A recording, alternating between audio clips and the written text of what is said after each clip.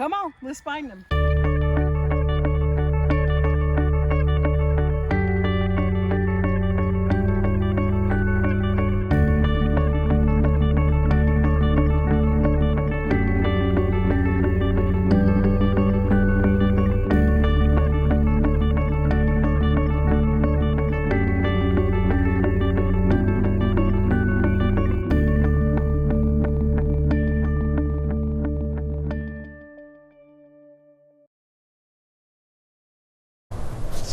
Well, hello everybody. This is Tamika Caston Miller with the Ranch Houston, and right now we are not at the ranch. We are at our friend's house where we are currently staying while the ranch is under construction.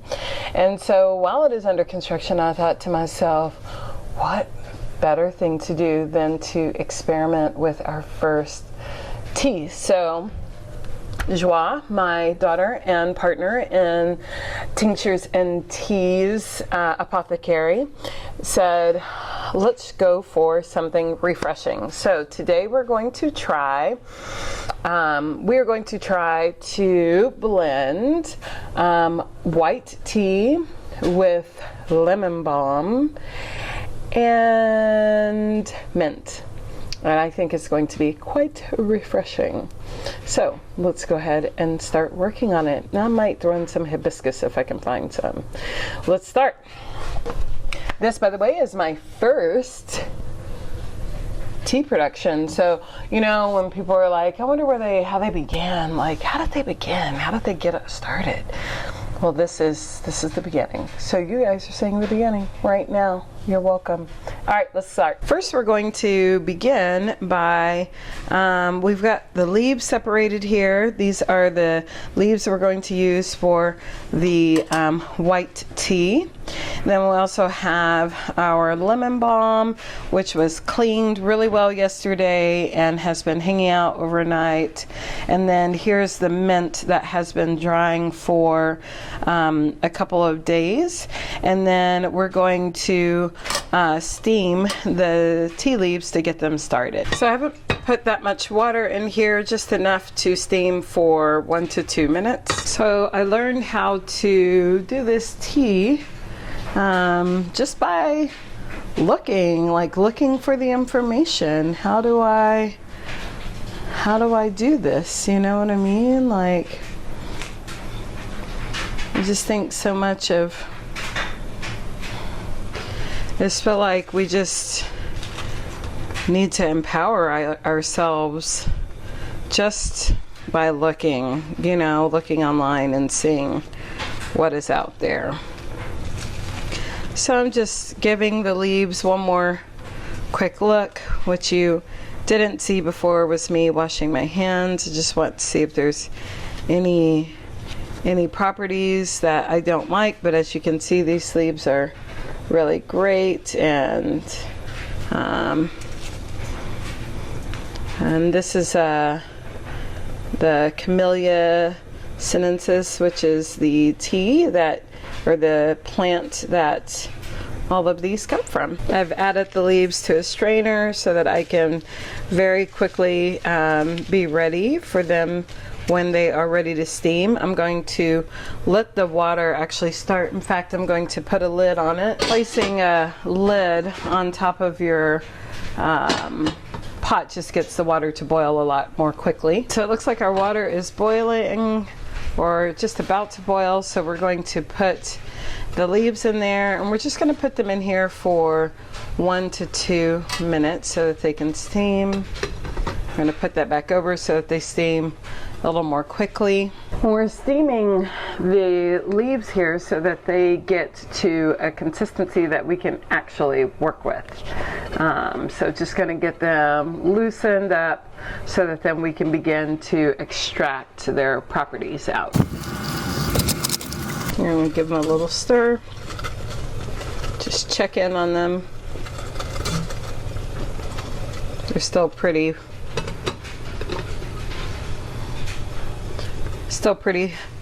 hardy, so we're not there yet.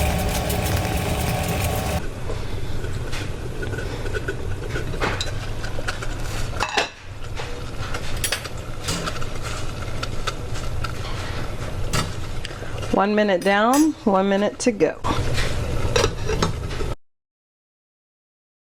So if you're using the colander with the lid method, you're going to have to steam for a little bit longer because the steam is escaping out of the side. So because the steam is escaping, you need to give it a little more time. Let's see. We want the leaves to be wilted. And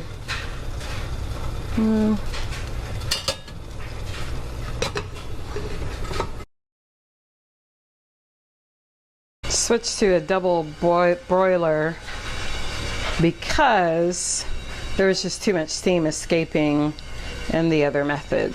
So we're going to let this one boil now. So while we're waiting on this to heat up, I'll tell you, it's kind of been a really interesting situation to be in, to be trying to learn some new things and do some new things while we're at our friend's house.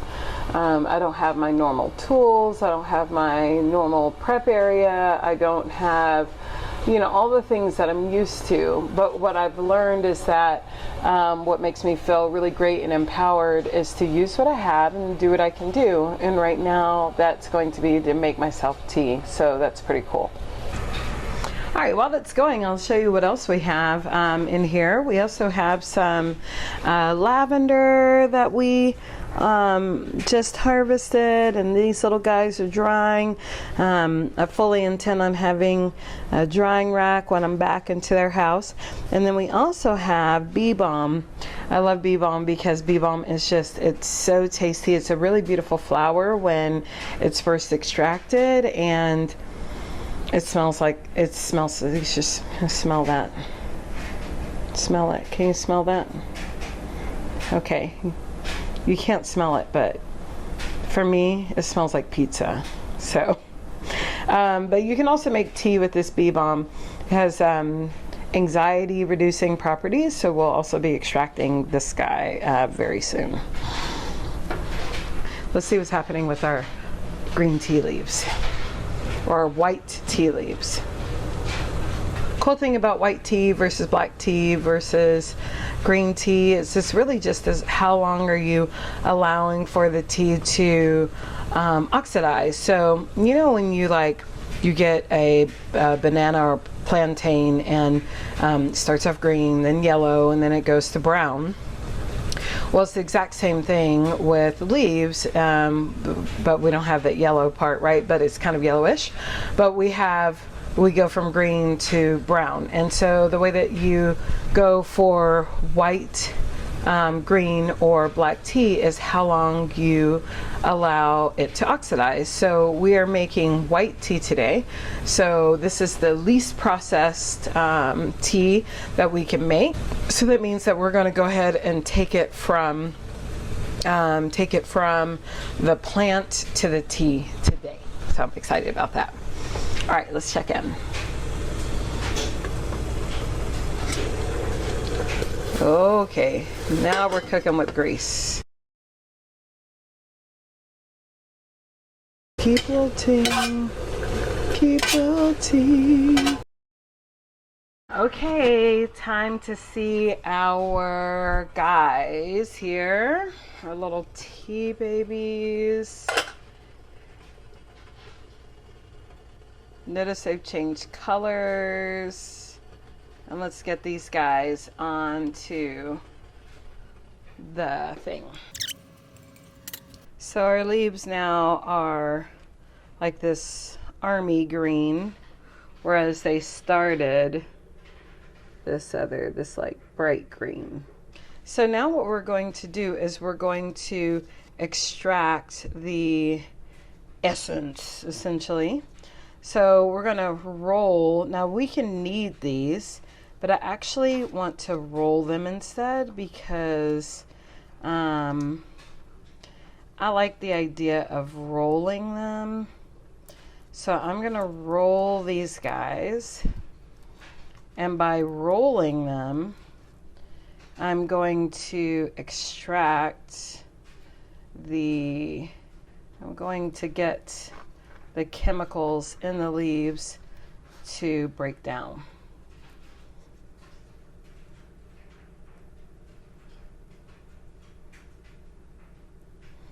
So there's one, and I'm just going to keep doing these guys.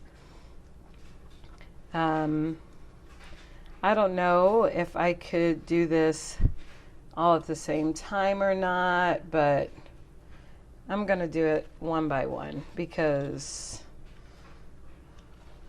I don't know, because that's what I feel like doing. Now here's the cool thing is while I do this, the cool thing is that because these leaves are waxy, that's where the caffeine comes in. So if you don't want caffeine in your tea, you have to take the wax off of it. But I'm going to keep the wax on for two reasons. One, I don't know how to take wax off my leaves, which is a really good reason. And two, because I like my tea to be caffeinated. Now, if you hear crunching in your rolling, that means that the leaves didn't break down like they should have. So I just heard crunching in that last one, so that wasn't good. So this is, again, another reason why I really enjoy cooking in my own kitchen, because if I had a steamer, it would have been a lot easier. But it's all good. I mean, we don't always have these like perfect conditions, you know what I'm saying? And so they just kind of are what they are. And we don't have to have perfect conditions to make food. Another cool thing to consider while we're doing all of these rolling of the leaves, is to consider how ancient of a practice this is. So tea goes all the way back to the ancient civilizations, going back to China, going back that far. So thousands of years, just learning how to extract medicine from plants, but also we learn how to extract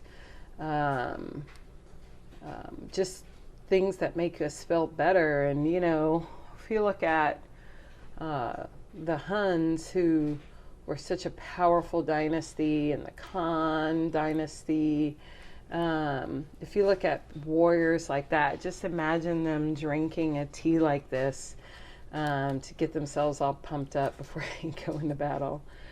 So I bet they left the wax on their leaves too. All right.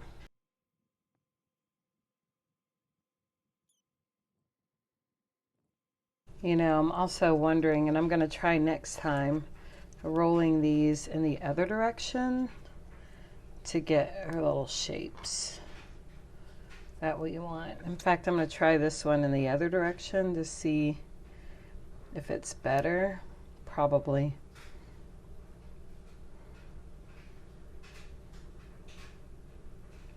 Yeah, I mean, that works out really nicely. I don't want to overwork it though, but again, this is my first try, and so I don't really know. I'm just being curious and just allowing my curiosity to take me there and not judging myself in the process. In yoga, we have a thing where we talk about santosha, which is called contentment. And I'm just practicing contentment. This is just really an awesome thing to do, If you get one plant in your garden, get this Camellia sinensis, because you can make your own tea with it, which is pretty radical. Okay, After we get finished rolling these, we're going to go to the next step, which is drying them. And we want to do what's called pan frying for these guys. You can also oven dry them, but I like the pan frying because I can see what's going on and it's easier to toss. And so I just want a little more control over the process. So I'm going to do it that way. Some of these are already, like I said, they didn't get processed well enough, so we're going to see how those guys do. Again, just going to be gentle with myself and not worrying about judging how good of a job I did or how bad of a job I did, and just rolling some leaves and trying to make some tea. That's all. And this is my first time. So we're going to see how it goes. Some of them are really breaking down, but we'll toss them in there too. So they're not going to be pretty, but I figure there's nothing wrong with that. All right, let's get these guys pan fried now. Okay, so we're not going to like legit fry them. We're just drying them. Oh no, one of my guys just opened. Let's close it again. See if I can dry it closed. Maybe some of them open, who knows. So we're just trying to dry them. I'm just going to toss them around, get them dried and crunchy again.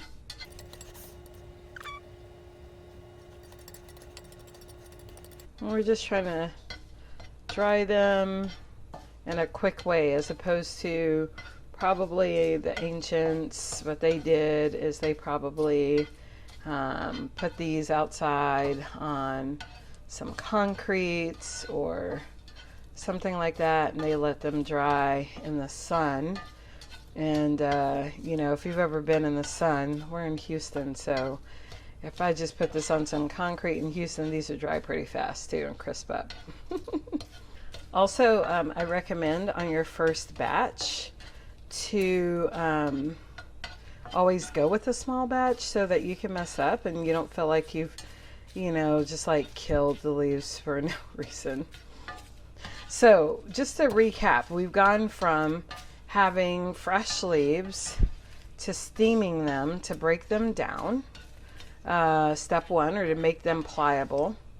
Then step two, what we did is we rolled those steamed leaves to break down the chemical, to create that chemical reaction to release all of the things that are in the leaves. We also do this with like kale, by rubbing kale to get it to release, to just be like tender. And now we're doing what's called pan frying. And you can also do oven drying. You could put this into the oven at, you know, 300 degrees and then flip them once halfway through. But again, for me, I like to do things stovetop. I just find they're more authentic to me. So you want to do what makes sense for you. And of course, I'll put the process down in the comments. You can really smell that now. I'm so excited about these guys. All right, those look dry to me. Okay, now we have our little tea kettle that is my friend's little tea kettle. It was so cute, really good ones. They have these strainers built into them already so that you can just put your leaves directly into them, which is what we're going to do. So we're going to put our leaves in, and I'm just going to put in half of our leaves because I can always add more, but I can't take things out.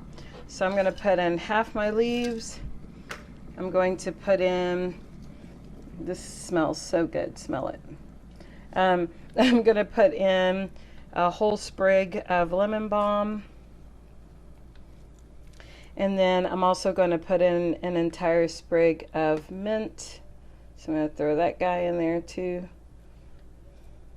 And then my kettle is supposed to stop right at the point before boiling, but it doesn't because this electric kettle needs to be replaced.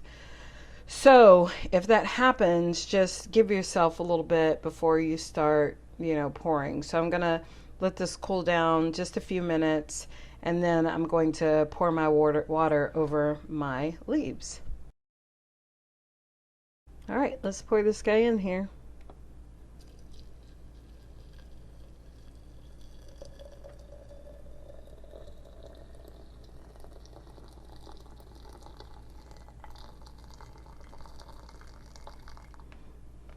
And we're going to let this steep for, oh my goodness.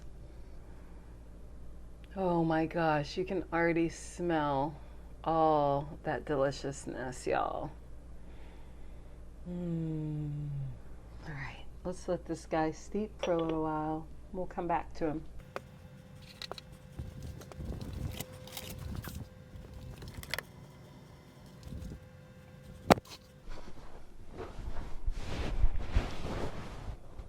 Just waiting on my tea.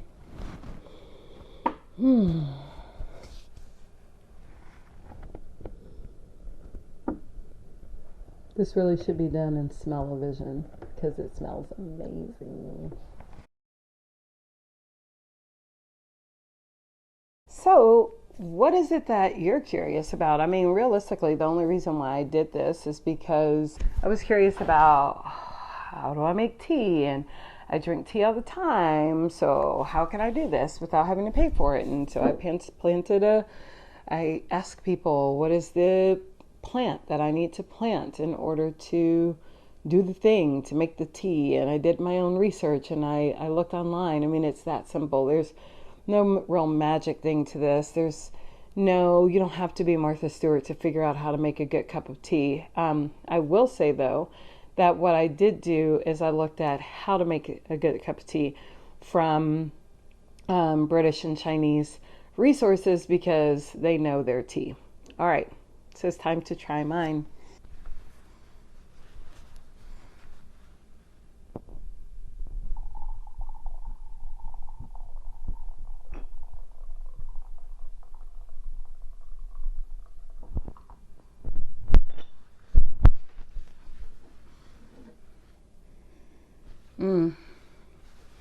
I'll tell you what they say about you eat with your eyes first, you definitely drink with your nose first. That is for sure.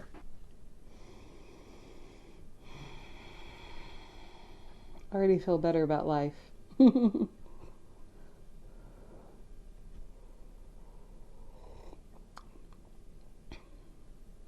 It's legit. It's legit. Baby! What? You gotta try it. What is? Just try it! What it? Try it. But what is it? Try it.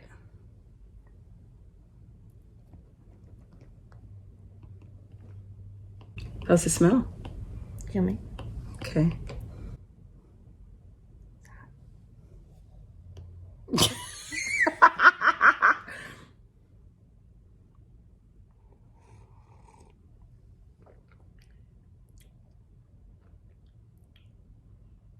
Is there honey in it? Yes. Too much honey. So you don't want honey? No. All right, hold on. Take two. Take two. Take two. Abort.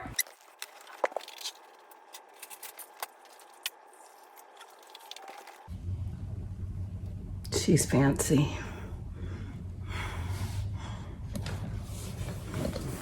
It looks like pee. It's not pea. Look, it looks like pee. It's white tea. Very dehydrated pee, though.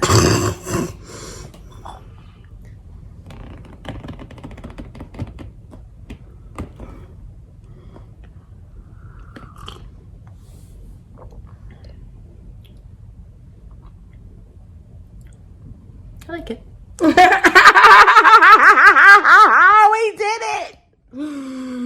We did it! She doesn't like a lot of things. I mean, I like some things.